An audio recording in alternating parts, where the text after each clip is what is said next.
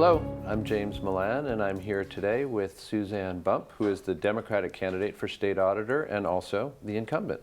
Thanks for coming in and talking with us today. Oh, it's really my pleasure. Thank you. I'm going to quickly review the format for this interview. It's a live-to-tape interview, and that means there will be no edits once we begin. Questions, there was no pre-screening of the questions I'll be asking, and answers will be limited strictly to 2 minutes each. And finally, we will begin with a 1-minute opening statement from the candidate, proceed to the questions, and then conclude with a 1-minute closing statement. So with that out of the way, we invite you to make an opening statement.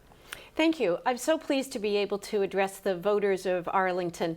I am running for re-election as your state auditor, and I'm very proud of the work that we have done over the past 4 years. When I ran for this position, it was after combined experience in the public sector and in the private sector. Many years ago, I had been a state representative in the town of Braintree. I'd been a cabinet secretary much more recently for Governor Patrick, running the 6 agencies that comprise the Secretariat for Labor and Workforce Development. I'm also an attorney and spent many years in the private sector working with businesses and nonprofits and sat on many boards.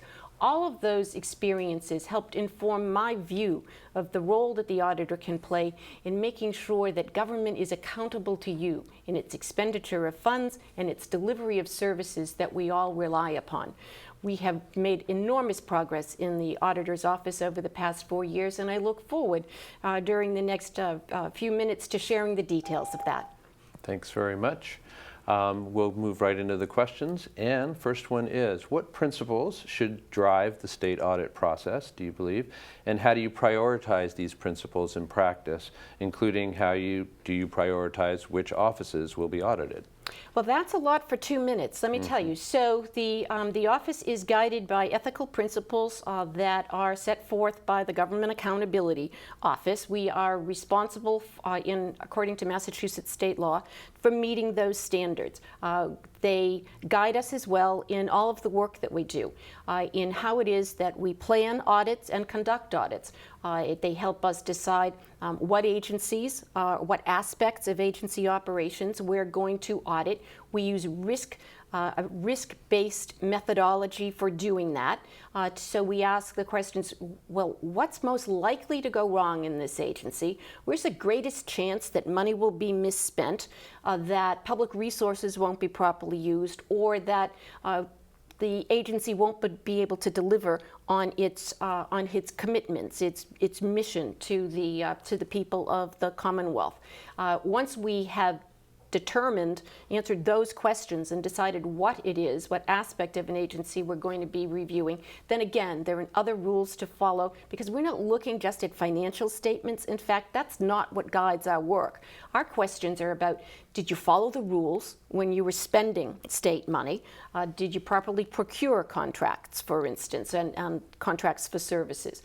We ask, what were the outcomes? How well did you spend the money? Can it be done more effectively and more efficiently? And so there's a process that we use to pull in information that's relevant to those audit objectives, and then we work to document every aspect of our findings, so that everything that we put in an audit report is supported by evidence. Okay, thanks very much. Second question, we'll cut right to the chase in some ways, and that is, what makes you the best candidate for this office at this time?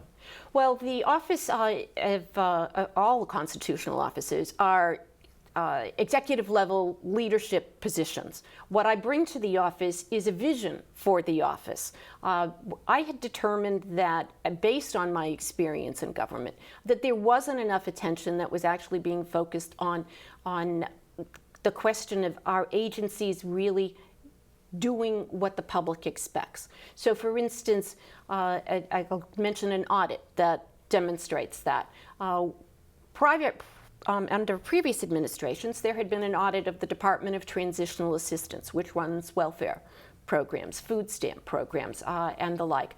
The prior auditor had determined that a good subject area would be, to inquire whether there was an adequate computer backup system if theirs went down. I decided instead that there was more value to be gained for the taxpayers and for the people who depend upon those programs by looking at whether the agency was utilizing all of its fraud detection and fraud fighting capabilities. So were they properly verifying people's income and even their identity by looking at their Social Security numbers. We found they weren't doing Social Security checks, and so there were thousands of people who were getting benefits using a false Social Security number. We found the agency wasn't meeting its goals of detecting fraud either, to detect abuse of benefits. They didn't know how to do that. So it's that kind of vision that I've brought to the auditor's office that has allowed us to achieve unprecedented levels of results for the office. Over the past 4 years, we've identified over $400 million worth of broken systems, misspending, abuse, and fraud. Okay, thanks very much. What systems do you have in place to assure that state auditors are impartial and aggressive watchdogs on behalf of the taxpayer? That again is about meeting these government standards. I mentioned at the outset that in 2011, when I came into the office, I was cognizant of the fact that every 3 years the auditor's office is supposed to be audited. That's done by a group of peers, auditors from other states who are selected by the State Auditors Association to come in and see if that agency was itself following the rules, if it was up to date, if it had competent staff and the like. When they came in 2011 at my request, the office hadn't been evaluated, peer reviewed in over 15 years. And the office failed that peer review, frankly, in every area. They were doing good work, but it wasn't meeting government standards, and the people weren't trained to meet government standards. And that includes not just competence, but objectivity and independence. There are actually procedures that we need to follow, and laying out, therefore, the questions that we're going to ask in an audit,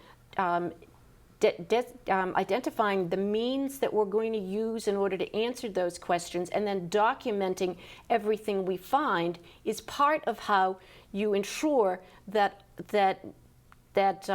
audits aren't being manipulated, that they are being done independently and objectively. And if you look at the record that I've compiled over the past 4 years, some people think I'm doing a good job in spite of the fact that I'm a Democrat, because I'm willing to take on agencies, politically sensitive topics like welfare spending or like child protection agencies and how well they're doing their job. In fact, it's because I'm a Democrat that I'm doing this, because I want to show that government is capable of self-examination and self-correction, and that it deserves the public trust.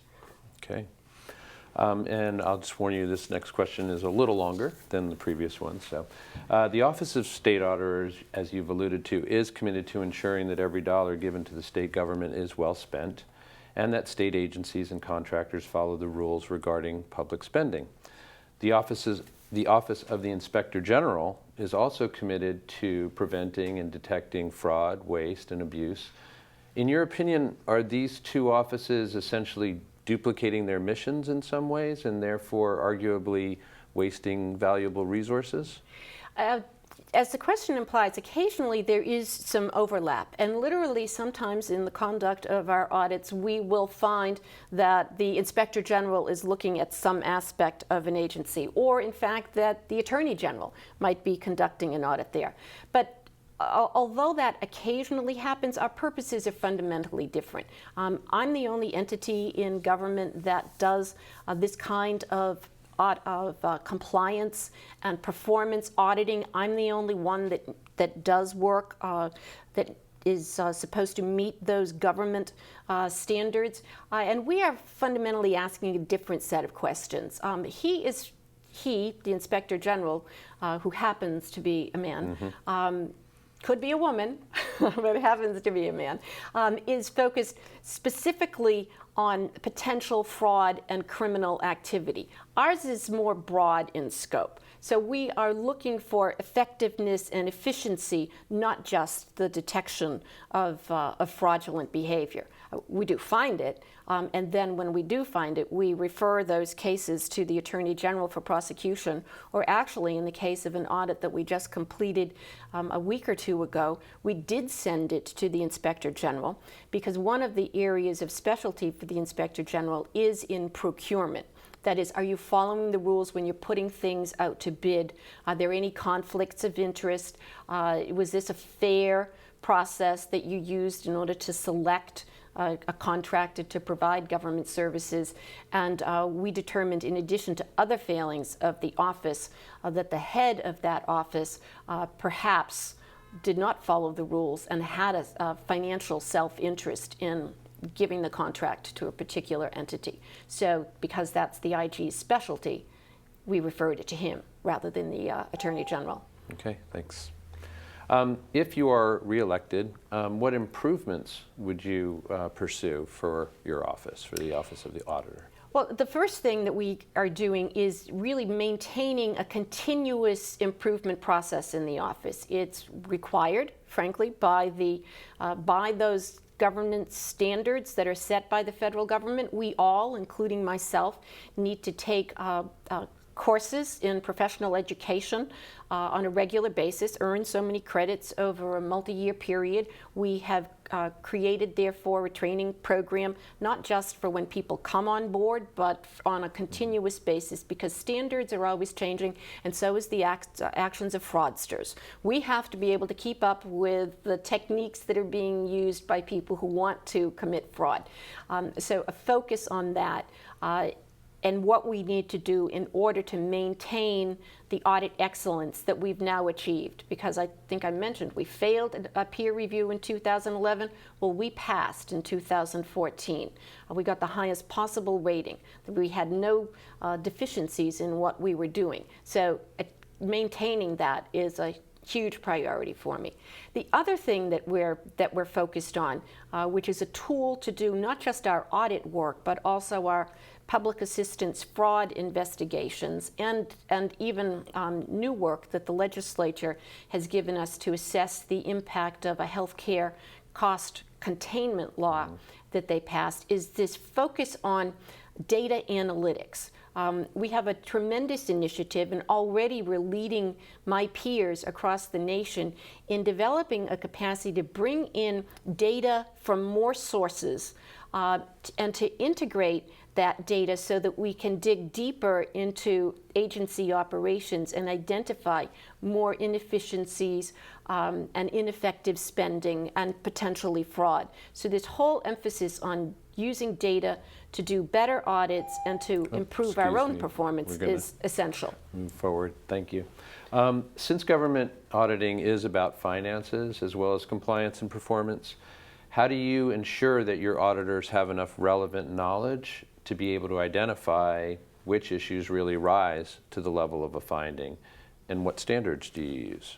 So we are not the folks who do the financial statements for the Commonwealth.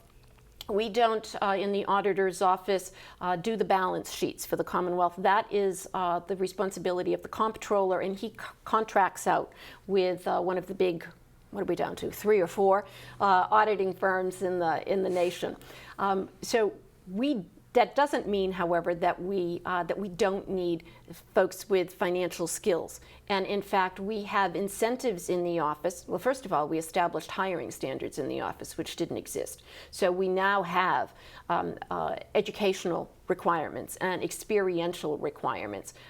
Many of the staff that we hire do have a financial background, because obviously we are using financial information, but we need people with a broader set of skills to be part of these audit teams so that we can get beyond just following the money, that we can ask questions that are focused on agency's mission and what the rules are that are supposed to be followed, and the identification of best practices. So now, and then as well as data analytics. So now we are hiring people that have a broader set of skills: public policy research, public policy administration, business administration. So we can ask a wider set of questions. Still, everything that we do is to the government auditing standards that guide us, and there is clearly a lot of financial analysis. We also provide incentives for staff to obtain additional credentials, that of certified government financial manager, for instance, or certified fraud examiner, as well as CPA. But we need a broad array of skills. Okay. Now, I'm going to preface this next question by saying it calls for a bit of speculation, perhaps. Okay. Regarding question 3 on the ballot, if voters choose not to repeal the state's casino gambling law and casino licensing and operation goes forward, what are the implications, if any, for the auditor's office? And assuming you would have some kind of oversight role or role to follow the money at least, how would you approach that? So we've actually spent a lot of time preparing for this. Before the ballot question came up, we had a law that was being implemented. And so we've actually, and I myself have attended trainings because many other states have experience from which we can learn. So we will be auditing the Gaming Commission. We've actually done one small piece of work for them because under their statutory responsibilities was the Racing Commission. And so we did a transition audit for them of the Racing Commission to make sure that the Racing Commission had proper controls in place to account for all of the revenues that are supposed to derive from racetracks.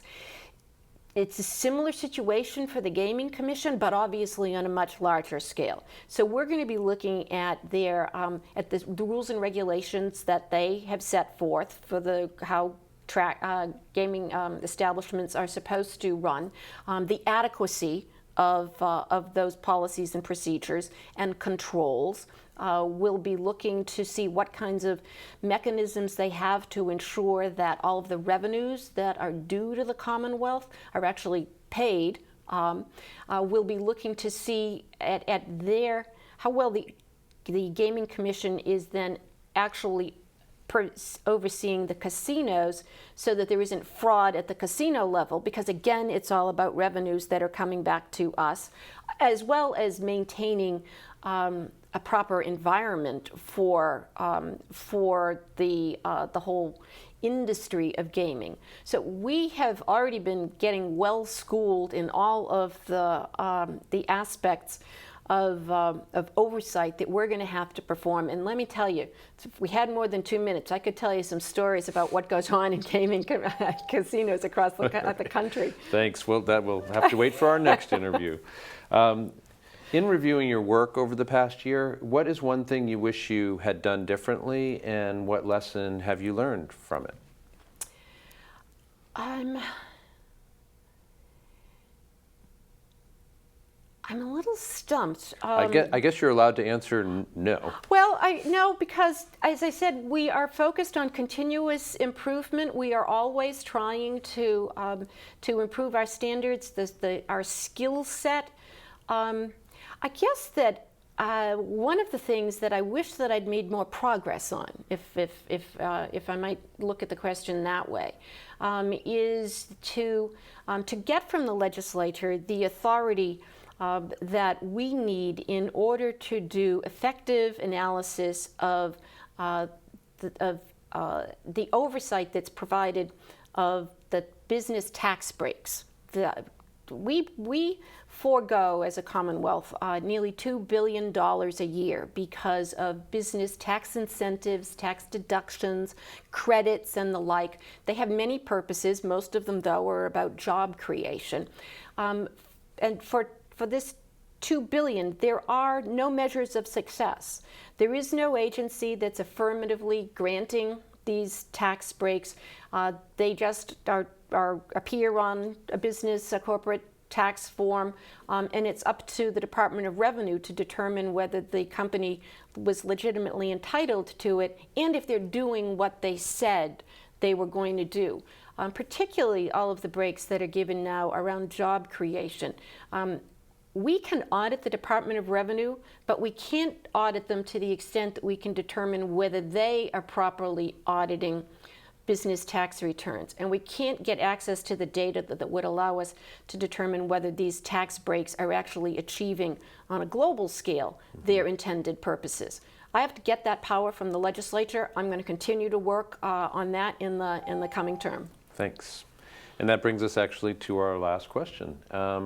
Please give us one example of an issue on which you and your opponents agree, and then 2 examples of issues on which you differ, and why it is that your own positions would represent the best interests of Massachusetts. Okay, so one of the things that we agree upon is that, in fact, the number of audits that the office has been doing has declined.